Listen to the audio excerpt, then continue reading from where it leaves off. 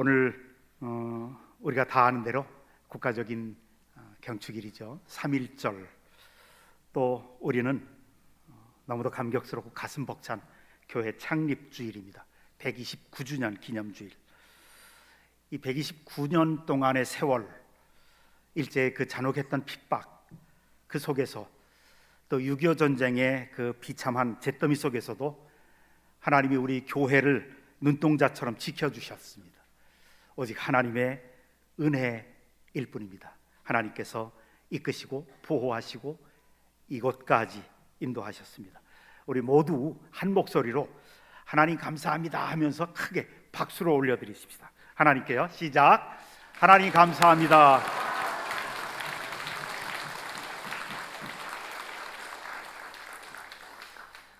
오늘 저는 여러분과 함께 성경 속으로 한 걸음 들어가 보려고 합니다.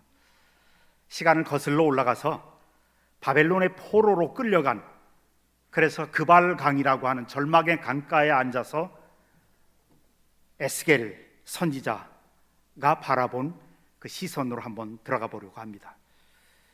선지자 에스겔의 눈앞에 펼쳐진 조국 이스라엘은 너무도 처참했습니다. 수십만 명의 예루살렘 거민들이 죽었습니다. 칼에 찔려서, 창에 찔려서 죽었습니다. 그들의 영혼의 고향이었던 예루살렘 성전은 불타서 무너져 내렸습니다. 백성들은 희망을 잃고 남은 백성들은 거의 대부분 바벨론으로 포로로 끌려가서 지금 그발 강가에서 노예 생활을 하고 있습니다. 거기서 지금 에스겔 선지자를 통해서 그 눈으로 바라보는 겁니다.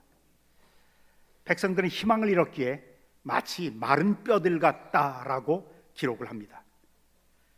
그런데 바로 이 절망의 한복판에서 하나님이 에스겔 선지자에게 환상을 보여주십니다.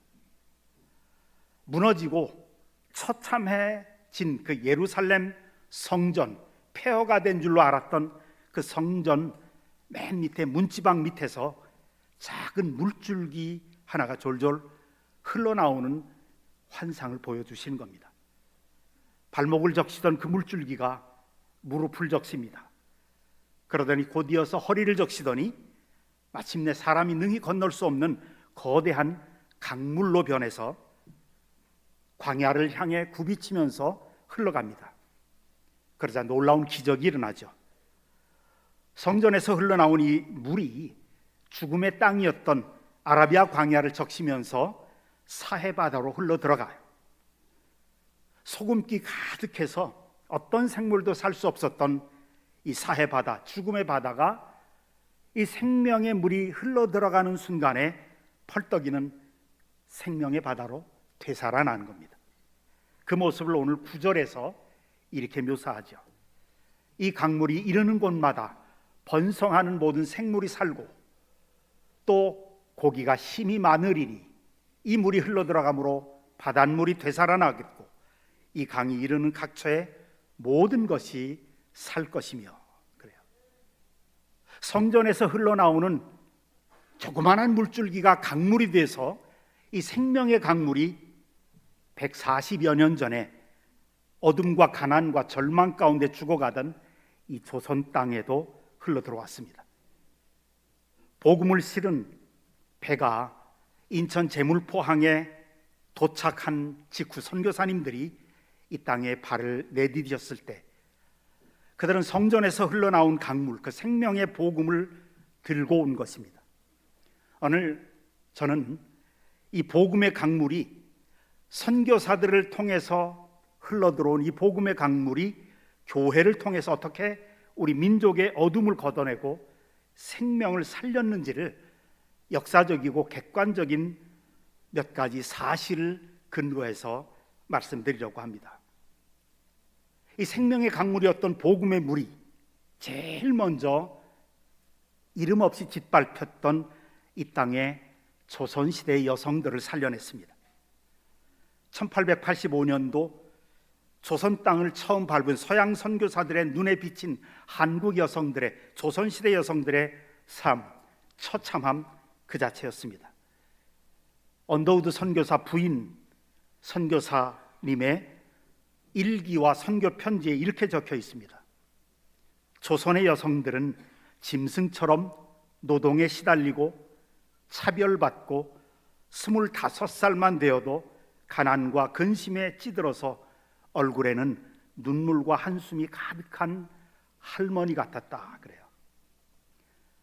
당시 여성들은 한글을 글을 배울 수도 없었고 여자가 어떻게 마실 다니느냐라고 하는 굴레에 씌워져서 바깥 출입도 자유롭지 못했습니다. 무엇보다도 그들에게는 자신의 이름조차도 없었습니다. 그냥 목포댁, 순천댁, 김서방댁, 박서방댁으로 평생을 살다가 그렇게 죽었습니다. 그런데 여러분, 예수 그리스도, 우리 예수님이 어떤 분이십니까?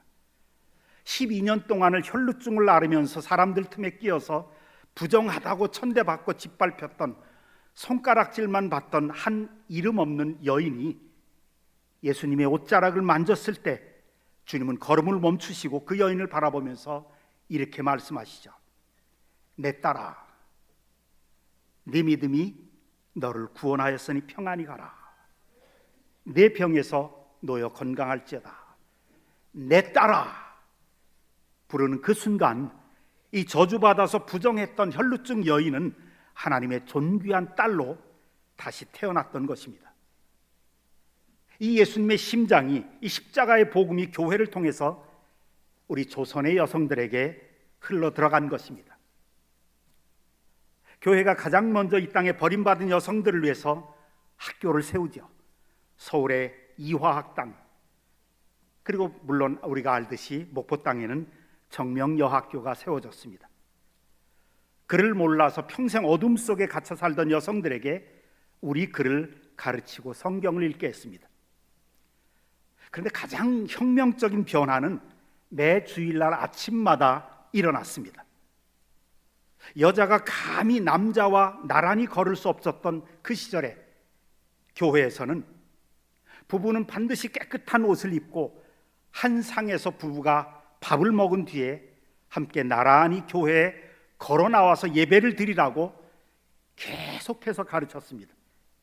이것은 당시 조선 사회에 그 사회 전체를 뒤집어 놓은 폭발적인 변화였습니다. 남편의 종처럼 살던 여성들이 하나님의 거룩한 백성으로, 존귀한 딸들로 그 영광스러운 이름을 되찾은 겁니다.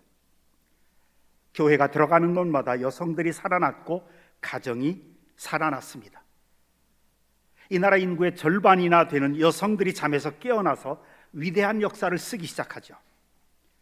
복음의 강물은 억눌린 자를 자유케 하는 능력이기 때문에 그렇습니다. 뿐만 아니라 이 복음의 강물은 잠들어 있던 한글을 깨워서 우리 민족 전체의 눈을 열어주었습니다. 우리가 알듯이 세종대왕께서 세계에서 가장 과학적인 문자로 한글을 만드셨죠. 그러나 양반 세계에서는 이것을 언문이라 천대하면서 한문만을 끈질기게 고집했었습니다.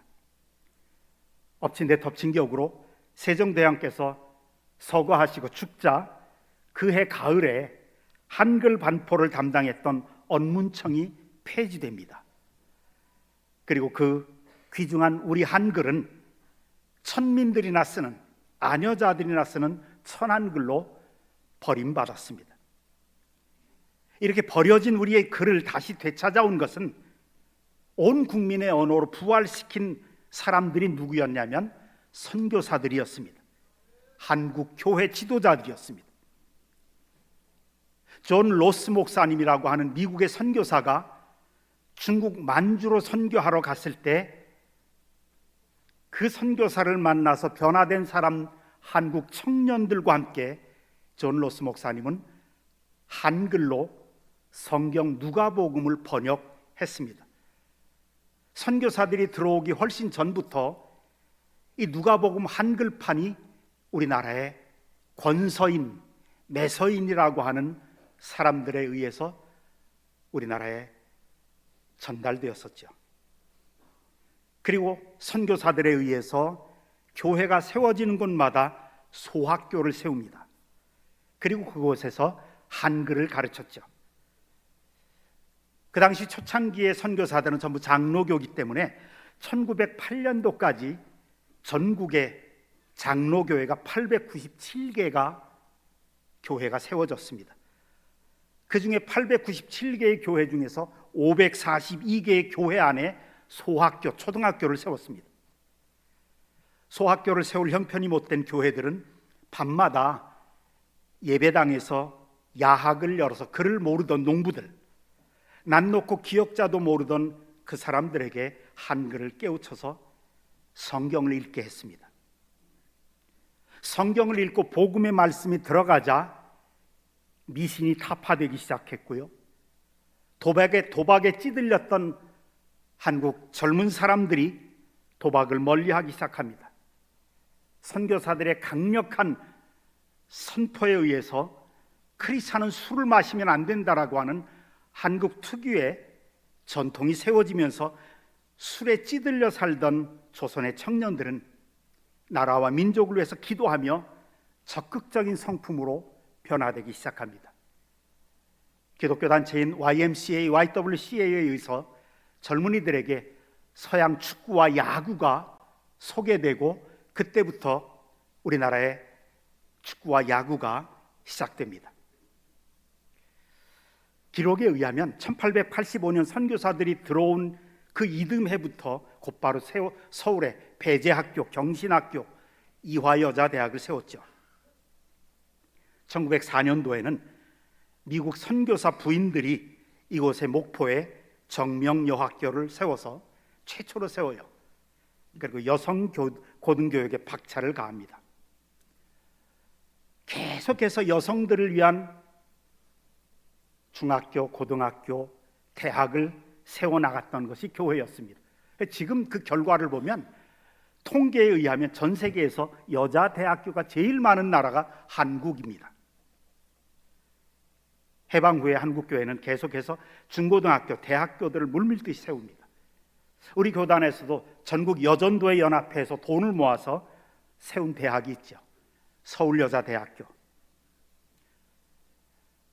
선교사들과 교회들에 의해서 세움받은 그 학교들을 졸업한 수많은 인재들이 우리나라 곳곳에 들어가서 일을 합니다. 그리고 지도자의 역할을 감당합니다. 그래서 우리나라는 세계적인 교육 강국이 되었습니다. 저는 이 설교를 준비하면서 그 역사적인 기록들을 이렇게 쭉 보면서 격세지감을 느낍니다. 제가 초등학교 다닐 때, 그때 학교 갈 때 제일 최고의 기쁨 중에 하나가 뭐였냐면, 전쟁 후였기에 미국에서 원조 물자가 들어온 그 원조 물장에서 옥수수가 있었습니다. 옥수수를 말려서 알갱이로 만들고 그거를 가루로 빻아서 각 학교마다 배분했죠. 각 학교에서는 그 옥수수 가루로 옥수수 빵을 만들어서 모든 학생들에게 점심 대용으로 빵을 배급해 주었습니다. 동마다 가난한 집에서는 옥수수 배급받으러 동사무소 앞에 가서 배급을 받곤 했습니다. 그런데 그렇게 살아왔던 기성세대, 그런데 지난 2021년 7월 달에 스위스 제네바에서는 우리 민족 역사에 길이 남을 놀라운 발표 하나가 있었습니다. 유엔 산하의 유엔 무역개발회의 웅타드라고 하는 국제기구에서 우리나라의 지위를 개발도상국, 그러니까 후진국에서 선진국으로 공식적으로 승격시킨 겁니다. 그때부터 웅타드에서는 우리 한국을 선진국으로 그렇게 불렀습니다. 1964년도 이 유엔 기구가 설립된 이래로 원조를 받던 나라가 원조를 하는 선진국가로 올라선 것은 전 세계 역사상 우리 대한민국밖에 없다고 합니다. 그뿐만 아니죠. 최근에 미국의 군사력 평가위원 기관인 글로벌 파이어 파워라고 하는 그 기관에서 매년 세계 군사력 순위를 발표한 내용을 아마 여러분들 아실 겁니다.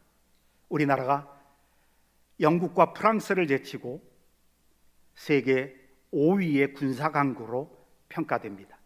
미국, 중국, 러시아, 인도 그리고 우리 대한민국이 세계 5위의 군사 강국으로 평가받고 있습니다. 세계 12위의 무역 대국으로, 세계 5위의 군사 강국으로 평가받는, 그리고 공식적으로 선진국으로 평가받는, 도대체 이 작은 땅덩어리에서, 그것도 반토막이 난 분단 국가에서 어떻게 이런 기적이 일어날 수 있었는가? 세상 사람들은 우리 민족의 땀과 눈물과 그리고 뛰어난 근면 덕분이라고 말할 것입니다. 그러나 우리 그리스도인들은 이 모든 역사의 배후에 흐르는 그 하나님의 생명의 강물, 하나님의 크고 놀라운 은혜를 고백하지 않을 수가 없습니다. 캄캄한 절망 속에서도 새벽을 깨우며 나라와 민족을 위해 눈물로 부르짖었던 믿음의 선배들, 그리고 이 땅에 복음을 들고 찾아와서 하늘의 미랄로 썩어진 선교사들의 희생 속에 세워진 교회들마다 소학교를 세우고 중학교와 고등학교를 세우고 대학을 세워서 인재를 양성했던, 그리고 지도자들을 키웠던 그 하나님의 은혜가 있었던 거죠.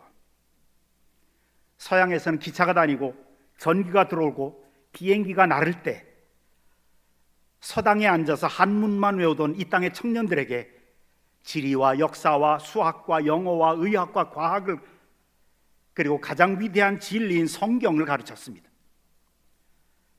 당시 위대한 민족의 지도자들, 우리가 존경하는 이 민족의 선구자들 하나같이 교회와 기독교 학교가 길러낸 인물들이었죠. 도산 안창호 선생님, 고당 조만식, 또 이승만 대통령, 백범 김구 선생님들은 다 교회 장로님들이었습니다. 수많은 애국지사들이 성경을 통해서 자유와 평등 또 민주주의를 배웠죠. 백범 김구 선생님은 날마다 새벽 기도를 빠짐없이 평생 했던 민족의 지도자였습니다. 그렇습니다. 복음이 들어간 나라 치고 가난한 나라가 없습니다. 교회가 세워져서 교육을 시작한 나라 치고 무지하게 남은 나라가 없습니다. 우리나라의 문맹률이 얼마인 줄 아십니까? 0.1%, 2% 정도밖에 안 됩니다. 반면에 미국의 문맹률이 어떤 기록에 보니까 47%가 나오더라고요. 한글을 모르는 사람들이 거의 없을 정도로 복음이 들어가고 교회가 세워지고 교육을 시작한 나라치고 무지하게 남은 나라가 없습니다. 성전에서 흘러나온 생명수가 우리 민족의 젊은이들을 적시고 그들은 세계를 무대로 뛰는 거인들로 성장했던 겁니다. 뿐만 아니라 복음의 강물은 일제의 캄캄한 억압 속에서 우리 조국을 살려내는 희망의 빛이 되었습니다. 1910년 나라를 빼앗겼죠. 일제의 잔혹한 총칼 앞에서 온 민족이 숨을 죽이고 있었을 때 교회는 결코 침묵하지 않았죠.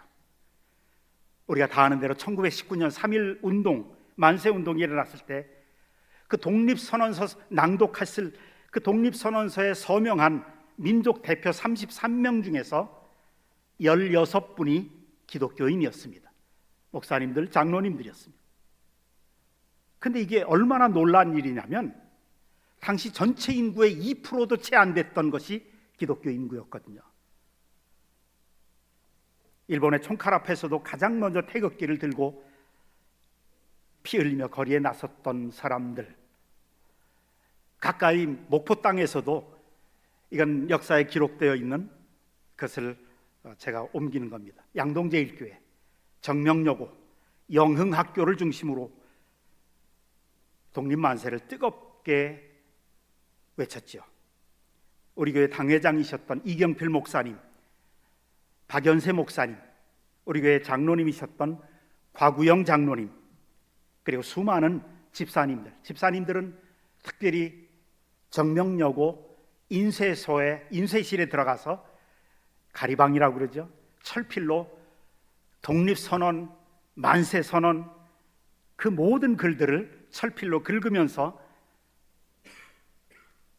전단지를 만들고 만세운동을 하면서 뿌렸습니다. 많은 사람들이 모진 고문과 투옥을 견뎌냈고 참혹한 감옥에서 순교의 피를 흘렸습니다. 우리 성도들은 감옥에 끌려가 매를 맞으면서도 일본의 우상 숭배는 반드시 무너진다, 전능하신 하나님이 반드시 이 민족을 해방시켜 주실 것이다 라고 하는 십자가의 최후 승리를 믿었습니다. 이 말은 박연세 목사님이 대구 형무소로 잡혀가기 직전에 최후로 마지막 설교하셨던 내용입니다. 일본의 우상 숭배는 반드시 무너지고 전능하신 하나님이 반드시 이 민족을 해방시켜 주실 것입니다 라는 최후의 설교를 마지막으로 끌려서 대구 성모에서 고초를 겪다가 결국은 순교하셨죠. 미국의 복음 전도자인 존 파이퍼는 이렇게 말합니다. 십자가의 복음은 단지 죽어서 천국에 가는 것만을 목표로 삼는 것이 아니다. 참된 복음은 우리가 발을 딛고 사는 이 시대의 고통과 문화를 변혁시키는 하나님의 권능이다. 바로 이 거룩한 권능에 붙들렸던 우리 신앙의 선배들이, 그들이 흘린 순교의 눈물, 순교의 피가 걸음이 되어서 오늘 우리가 누리는 이 위대한 자유 대한민국이 세워진 것입니다. 여러분, 오늘 세상 사람들은 교회가 힘을 잃었다고 손가락질 하기도 합니다. 교회가 세상의 조롱거리가 되었다고 걱정하는 소리도 들립니다. 유튜브에 보면 교회의 추악한 일들이 많이 드러나고 있습니다. 그래서 세상 사람들에게 짓밟히는 것 같은 그런 느낌이 들 때도 있습니다. 그러나 여러분, 속지 마십시오. 참된 복음을 붙들고 있는 십자가 중심의 교회는 결코 무너지지 않습니다. 에스겔이 보았던 이 성전이 겉보기에는 다 무너진 폐허 같았지만 그 성전, 무너진 폐허된 그 성전의 밑에서는 세상을 살릴 생명의 물이 솟아나고 있었던 것입니다. 교회의 참다운 능력은 화려한 건물도 아니고 사람의 숫자에 있는 것이 아닙니다. 그 성전의 문지방에서 흘러나오는 십자가의 복음, 예수 그리스도의 피 흘린 보혈에 있는 것입니다. 그것을 오늘 12절에서 우리에게 이렇게 예언하고 있는 말씀 보십시오. 강 좌우가에는 각종 먹을 과실나무가 자라서 그 잎이 시들지 아니하며 열매가 끊이지 아니하고 달마다 새 열매를 맺으리니 그 물이 성소를 통하여 나옴이라. 그 열매는 먹을만 하고 그 잎사귀는 약재료가 되리라. 저는 이 말씀에 의지해서 주님의 이름으로 여러분들 앞에서 이렇게 우리의 미래를 선포하면서 축복하려고 합니다.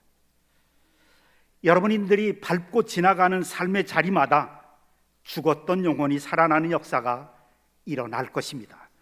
여러분들의 가슴 속에 십자가가 살아있다면, 우리 양동제일교회는 과거의 역사적인 기념물로 남는 멈춰진 교회가 아니라 성전 문지방에서 흘러나오는 말씀의 생수와 기도의 생수가 선교의 생수와 사랑의 생수를 뿜어내면서 이 목포뿐만 아니라 열방을 살리는 살아 움직이는 생명의 진원지가 될 것입니다. 또한 여러분의 사랑하는 자녀들은 어두운 이 시대를 밝히고 고쳐내는 강력한 영적인 지도자들로, 이 민족과 열방의 상처를 싸매는 큰 지도자들로 하나님의 쓰임을 받게 될 것입니다. 그렇습니다. 교회가 살아야 민족이 살아납니다. 자랑스러운 우리 양동제일교회 129년 역사를 이어받은 사랑하는 성도 여러분, 이제 다시 십자가 복음의 본질로 돌아가야 합니다. 우리 속에 흘러넘치는 예수 그리스도의 생명수로 세상을 향해 거침없이 흘러나가는 이 시대의 거룩한 생명의 통로로, 그리고 위대한 축복의 통로로 우리 모두가 쓰임받기를 주님의 이름으로 축원합니다. 기도하십시다.